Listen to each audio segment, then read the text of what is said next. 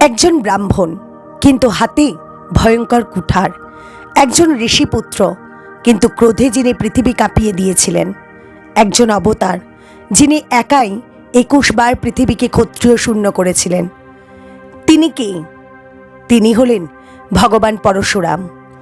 হিন্দু পুরাণে এমন অনেক অবতার আছেন যারা ধর্ম রক্ষা করেছেন, কিন্তু পরশুরামের মতো ভয়ঙ্কর এবং রহস্যময় অবতার খুব কমই আছে। তিনি একদিকে ভক্তি, অন্যদিকে প্রতিশোধ, দুয়েরই প্রতীক।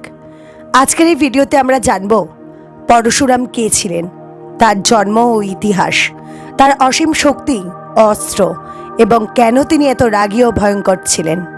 চলুন শুরু করি সেই রহস্যময় কাহিনী। পরশুরাম ছিলেন ভগবান বিষ্ণুর ষষ্ঠ অবতার। পরশু মানে কুঠার, আর রাম মানে ভগবান, অর্থাৎ যিনি কুঠার ধারণ করেন তিনিই পরশুরাম। তার আসল নাম ছিল ভৃগুনন্দন রাম। তিনি জন্মগ্রহণ করেছিলেন এক ব্রাহ্মণ পরিবারে। পিতা ছিলেন মহান ঋষি যমদগ্নি, আর মাতা ছিলেন রেণুকা দেবী। কিন্তু সাধারণ ব্রাহ্মণের মতো তিনি ছিলেন না। তিনি ছিলেন এক অদ্ভুত মিশ্রণ, ব্রাহ্মণের জ্ঞান এবং ক্ষত্রিয়ের শক্তি। এই কারণেই তাকে বলা হয় ব্রাহ্মণ যোদ্ধা।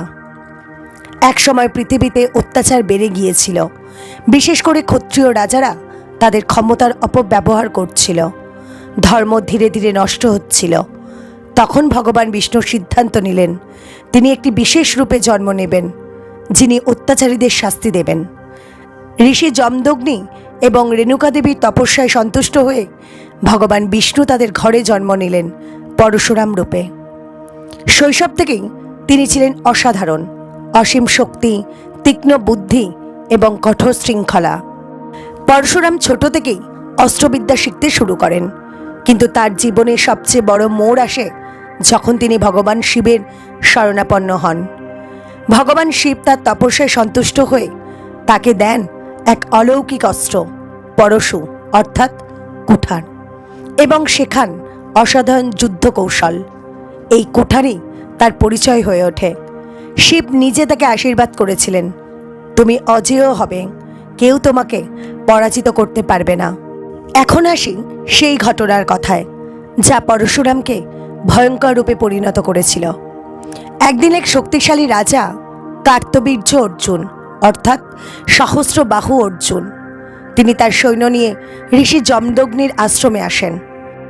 ঋষি তার অতিথি হিসেবে রাজাকে সেবা করেন, কিন্তু রাজা অহংকারে অন্ধ হয়ে আশ্রমের অলৌকিক গরু কামধেনুকে জোর করে নিয়ে যায়। এটা শুধু চুরি নয়, এটা ছিল ধর্মের অপমান। পরশুরাম যখন এই খবর পেলেন, তখন রাগ তার আগুনের মতো জ্বলে উঠল। তিনি একাই রাজ্যকে যুদ্ধে চ্যালেঞ্জ করেন এবং ভয়ঙ্কর যুদ্ধের পর তিনি কার্তবীর্য অর্জুনকে বধ করেন। কিন্তু এখানেই শেষ নয়। কার্তবীর্যের পুত্ররা প্রতিশোধ নিতে ঋষি যমদগ্নিকে হত্যা করেন। যখন পরশুরাম ফিরে আসেন, তিনি দেখেন তার পিতা মৃত। এই দৃশ্য তার হৃদয় ভেঙে দেয় এবং তার রাগ হয়ে ওঠে অগ্নিগর্ভ। তিনি প্রতিজ্ঞা করেন, আমি পৃথিবীকে 21 বার ক্ষত্রিয় শূন্য করব। এই প্রতিজ্ঞাই তাকে ইতিহাসের সবচেয়ে ভয়ঙ্কর যোদ্ধায় পরিণত করে। পিতার নিথর দেহ সামনে, মা রেণুকা দেবীর কান্না, আর চারদিকে রক্তের ভেজা আশ্রম। এই দৃশ্য দেখে পরশুরামের হৃদয়ে জন্ম নিল এক ভয়ঙ্কর প্রতিজ্ঞা। তিনি আকাশের দিকে তাকিয়ে বললেন, যতক্ষণ না আমি এই পৃথিবীকে অন্যায়কারী ক্ষত্রিয়দের থেকে মুক্ত করছি, ততক্ষণ আমি শান্ত হব না। এই প্রতিজ্ঞা শুধু রাগ নয়, এটা ছিল ধর্ম রক্ষার যুদ্ধ। পরশুরাম প্রথমে খুঁজে বের করেন কার্তবীর্য অর্জুনের পুত্রদের। তারা ছিল শক্তিশালী, নিষ্ঠুর এবং অহংকারী। তারা ভাবত একজন ব্রাহ্মণ তাদের কিছুই করতে পারবে না, কিন্তু তারা জানতো না এই ব্রাহ্মণই হলেন ভগবান বিষ্ণুর অবতার। যুদ্ধ শুরু হলো। আকাশে বজ্রপাতের মতো শব্দ, মাটিতে কাঁপন, আর পরশুরামের কুঠারের আঘাতে একের পর এক শত্রু ধ্বংস। শেষে কার্তবীর্যের সমস্ত পুত্র নিহত হল। পরশুরাম তার পিতার প্রতিশোধ নিলেন, কিন্তু তার প্রতিজ্ঞা এখানেই শেষ হয়নি। তিনি বলেছিলেন, আমি 21 বার পৃথিবীকে ক্ষত্রিয় শূন্য করব, এবং তিনি সত্যিই তা করেছিলেন। কিন্তু 21 বারই কেন? কারণ পুরাণ মতে ক্ষত্রিয়দের অন্যায় এতটাই গভীর ছিল যে একবার ধ্বংস করলেই তারা আবার ফিরে আসত। তাই পরশুরাম বারবার যুদ্ধ করেন। বিশাল যুদ্ধক্ষেত্র, হাজার হাজার সৈন্য, রাজারা তাদের অস্ত্র নিয়ে দাঁড়িয়ে আছে, আর সেই বিশাল সেনাবাহিনীর সামনে দাঁড়িয়ে আছে একজন মানুষ, হাতে কুঠার, তিনি পরশুরাম। যুদ্ধ শেষ হতেই তার কুঠার বজ্রের মতো আঘাত করে। এক আঘাতে বহু শত্রু নিহত, কেউ তার সামনে দাঁড়াতে পারে না। রাজারা একে একে পরাজিত হয়, পৃথিবী ধীরে ধীরে ক্ষত্রিয় শূন্য হয়ে যায়। এখানে একটা বড় প্রশ্ন উঠে আসে, পরশুরাম কি শুধুই প্রতিশোধ নিচ্ছিলেন, নাকি তিনি ধর্ম রক্ষা করছিলেন? উত্তরটা এতটা সহজ নয়, কারণ তিনি অন্যায়কারীদের শাস্তি দিয়েছেন, কিন্তু তার রাগ অনেক সময় সীমা ছাড়িয়ে গিয়েছিল। এই কারণেই পরশুরামকে বলা হয় ক্রোধের দেবতা এবং ধর্মের রক্ষক। পুরাণে বলা হয় পরশুরাম যখন 21 বার ক্ষত্রিয়দের বধ করেন, তখন পৃথিবী রক্তে ভরে যায়। তিনি সেই রক্ত দিয়ে 5টি হ্রদ তৈরি করেন, যা সমন্ত পঞ্চক নামে পরিচিত। এই দৃশ্য ছিল ভয়ঙ্কর, কিন্তু একই সাথে ইতিহাসের এক গুরুত্বপূর্ণ অধ্যায়। এত রক্তপাতের পর পরশুরামের মনে একসময় প্রশ্ন জাগে, আমি কি ঠিক কাজ করছি? তার অন্তরে শান্তি আসছিল না। তখন তিনি ঋষিদের কাছে যান এবং পরামর্শ চান। ঋষিরা তাকে বলেন, তুমি তপস্যা করো, মনকে শান্ত করো। পরশুরাম সব যুদ্ধ ছেড়ে জঙ্গলে চলে যান। তিনি শুরু করেন কঠোর তপস্যা, দিনের পর দিন ধ্যান, নিজের ক্রোধ নিয়ন্ত্রণের চেষ্টা, আত্মার শান্তি খোঁজা। ধীরে ধীরে তার রাগ কমতে থাকে। তিনি বুঝতে পারেন শুধু শক্তি নয়, শান্তিও গুরুত্বপূর্ণ। অসংখ্য যুদ্ধ, অগণিত রক্তপাত, 21 বার পৃথিবীকে ক্ষত্রিয় শূন্য করা। এরপর পরশুরাম সব কিছু ছেড়ে দেন। তিনি চলে যান গভীর অরণ্যে, নিজেকে খুঁজে পাওয়ার জন্য। দিনের পর দিন, বছরের পর বছর তিনি তপস্যা করতে থাকেন।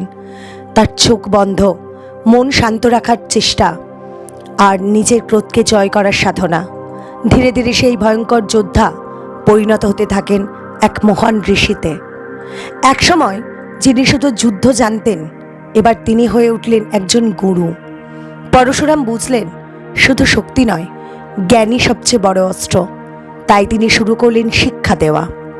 পরশুরামের শিষ্যদের মধ্যে ছিলেন ভারতের ইতিহাসের সবচেয়ে বিখ্যাত যোদ্ধারা ভীষ্ম, দ্রোণাচার্য, কর্ণ। ভীষ্ম হলেন মহাভারতের অন্যতম শক্তিশালী যোদ্ধা। পরশুরামের কাছেই তিনি অস্ত্রবিদ্যা শিখেছিলেন। দ্রোণাচার্য ছিলেন পাণ্ডব ও কৌরবদের গুরু, তিনিও পরশুরামের শিষ্য ছিলেন। আর কর্ণ, যিনি মহাভারতের সবচেয়ে দুঃখজনক চরিত্র, তিনি ব্রাহ্মণ পরিচয় দিয়ে পরশুরামের কাছে শিক্ষা নেন। কর্ণ ছিলেন সূর্যপুত্র, কিন্তু তিনি ক্ষত্রিয়, তবুও তিনি ব্রাহ্মণ পরিচয় দিয়ে পরশুরামের কাছে শিক্ষা নেন। পরশুরাম তাকে নিজের সন্তানের মতো ভালোবাসতেন।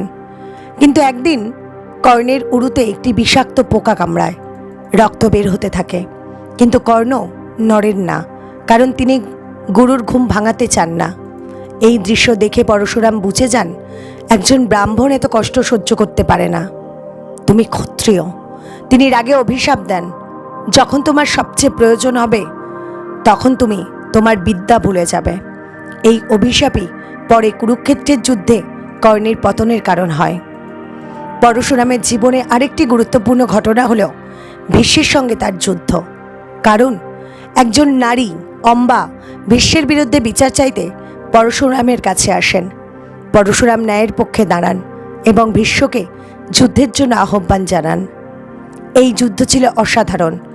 দুই দিকেই অপরাজেয় যোদ্ধা। দিনের পর দিন যুদ্ধ, দেবতারা পর্যন্ত এই যুদ্ধ দেখতে আসেন। কেউ কাউকে হারাতে পারেন না। শেষে দেবতারা হস্তক্ষেপ করেন এবং যুদ্ধ থামিয়ে দেন। সমুদ্র সৃষ্টি, কেরালার জন্মকাহিনী। একটি আশ্চর্য কাহিনী আছে। পরশুরাম তার কুঠার সমুদ্রে নিক্ষেপ করেন। যেখানে কুঠার পড়ে সেখান থেকে সমুদ্র সরে যায় এবং নতুন ভূমির সৃষ্টি হয়। এইভাবেই তৈরি হয় কেরালা। এই কারণেই পরশুরামকে কেরালার প্রতিষ্ঠাতা বলা হয়। পরশুরাম শুধুমাত্র একজন অবতার নন, তিনি একজন চিরঞ্জীবী। পুরাণ মতে তিনি এখনও জীবিত। তিনি হিমালয়ের কোথাও তপস্যা করছেন এবং ভবিষ্যতে তিনি আবার ফিরে আসবেন যখন কলিযুগে অন্যায় বেড়ে যাবে।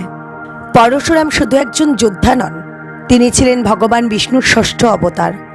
কিন্তু তার অবতার রূপ অন্যদের থেকে আলাদা কেন? কারণ তিনি শান্ত অবতার নন, তিনি ক্রোধের অবতার। যখন পৃথিবীতে অন্যায় সীমা ছাড়িয়ে যায় তখনই জন্ম নেন এমন এক অবতার যিনি অন্যায়কে শক্তি দিয়ে ধ্বংস করেন। পরশুরাম সেই শক্তির প্রতীক। পরশুরামের সবচেয়ে বড় বৈশিষ্ট্য হল তিনি একসাথে ব্রাহ্মণ এবং ক্ষত্রিয়। ব্রাহ্মণ রূপ হল জ্ঞান, তপস্যা, ধ্যান, ধর্মের শিক্ষা আর আত্মনিয়ন্ত্রণ। আর ক্ষত্রিয় রূপ হল যুদ্ধ দক্ষতা, শত্রু দমন, অসীম সাহস। এই দুই শক্তির মিলন তাকে করে তুলেছিল এক অদ্বিতীয় অবতার। পরশুরামের সবচেয়ে বিখ্যাত অস্ত্র হল পরশু অর্থাৎ কুঠার। এই কুঠার তাকে দিয়েছিলেন ভগবান শিব নিজে। এই কুঠারের বিশেষ শক্তি হল এটি কখনো ভাঙে না, যে কোনো অস্ত্রকে ধ্বংস করতে পারে, শত্রুর উপর নির্ভুল আঘাত করে, দেব শক্তিতে পরিপূর্ণ। এই কুঠারই তার পরিচয় হয়ে ওঠে, তাই তার নাম পরশুরাম। পরশুরাম শুধু কুঠারেই সীমাবদ্ধ ছিলেন না, তিনি ছিলেন সমস্ত অস্ত্রের মাস্টার। তিনি জানতেন ব্রহ্মাস্ত্র, আগ্নেয়াস্ত্র, বরুণাস্ত্র এবং বায়ু অস্ত্র। পরশুরামের শক্তির পেছনে সবচেয়ে বড় কারণ হল ভগবান শিবের আশীর্বাদ।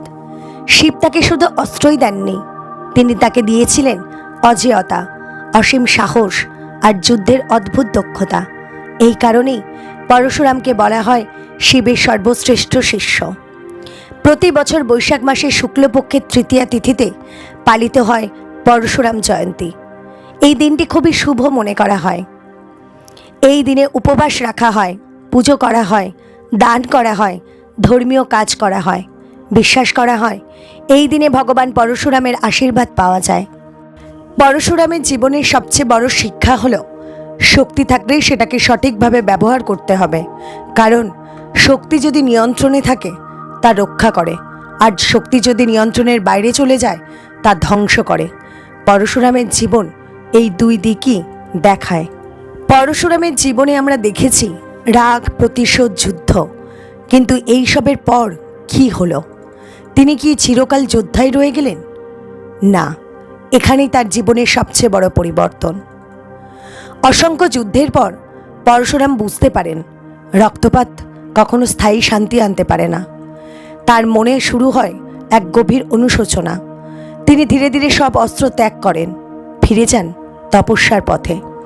বন জঙ্গলে একাকী জীবন, ধ্যান, জপ, তপস্যা, আত্মার শান্তি খোঁজা। তিনি নিজের ভিতরের রাগকে জয় করার চেষ্টা করতে থাকেন। এই তপস্যার মাধ্যমে পরশুরাম বুঝতে পারেন ধর্ম মানে শুধু শত্রুকে ধ্বংস করা নয়, ধর্ম মানে ন্যায়, সহানুভূতি এবং ক্ষমা করা। তিনি উপলব্ধি করেন শক্তি দরকার, কিন্তু সেই শক্তিকে নিয়ন্ত্রণ করা আরও জরুরি। এই সময় থেকেই পরশুরাম সম্পূর্ণভাবে একজন গুরু হয়ে ওঠেন। তিনি তার জ্ঞান ও অস্ত্রবিদ্যা যোগ্য শিষ্যদের মধ্যে ছড়িয়ে দিতে থাকেন। তার শিক্ষার মূল বিষয়বস্তু হল শৃঙ্খলা, আত্মনিয়ন্ত্রণ, সত্যের পথে চলা এবং ধর্ম রক্ষা করা। তিনি শিখিয়েছেন যোদ্ধা হওয়ার আগে একজন মানুষ হও। পরশুরামের জীবনে আরেকটি গুরুত্বপূর্ণ ঘটনা হল তার সাক্ষাৎ হয় ভগবান শ্রীরামচন্দ্রের সঙ্গে।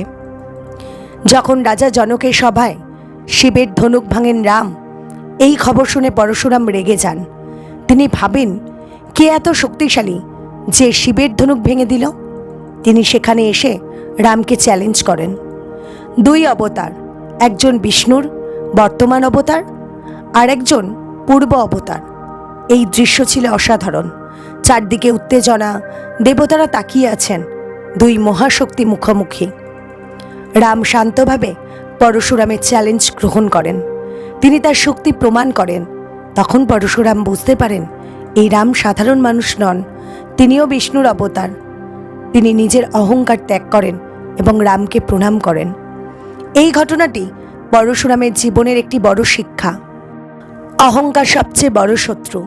তিনি বুঝতে পারেন যতই শক্তিশালী হও না কেন, নম্রতা থাকা জরুরি।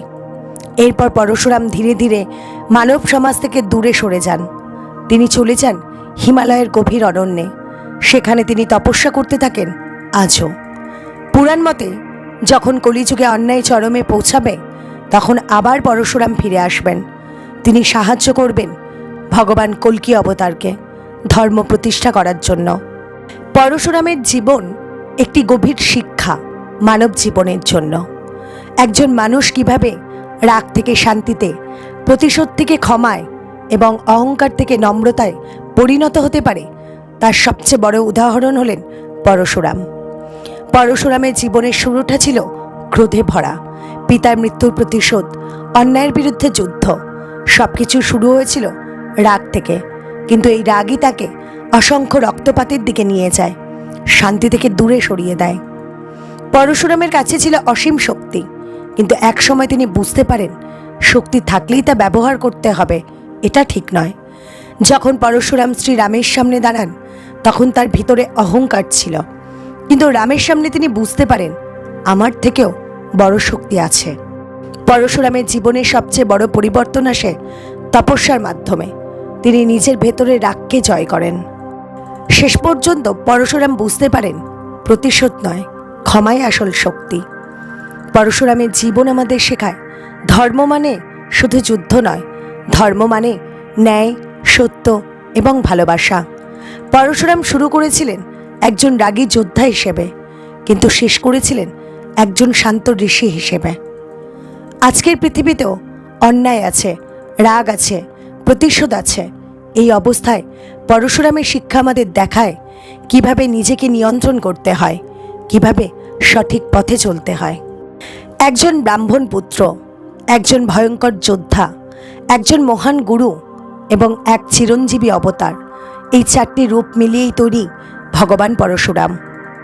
পরশুরামের কাহিনী শুধু পুরাণ নয়, এটা আমাদের জীবনের জন্য একটি আয়না। যখন পৃথিবীতে অন্যায় বেড়ে যায় তখন চুপ করে থাকা উচিত নয়। পরশুরাম আমাদের শেখান অন্যায়ের বিরুদ্ধে লড়াই করো। তিনি নিজেই দেখিয়েছেন রাগ যদি নিয়ন্ত্রণে না থাকে তাহলে তা ধ্বংস ডেকে আনে। সব যুদ্ধ জেতার পরও তিনি বুঝেছিলেন নিজেকে জয় করাই সবচেয়ে বড় জয়।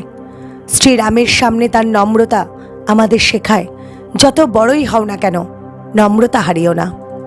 আপনি যদি পরশুরামের জায়গায় থাকতেন, আপনি কি প্রতিশোধ নিতেন নাকি ক্ষমা করতেন? কমেন্টে আপনার মতামত জানাতে ভুলবেন না।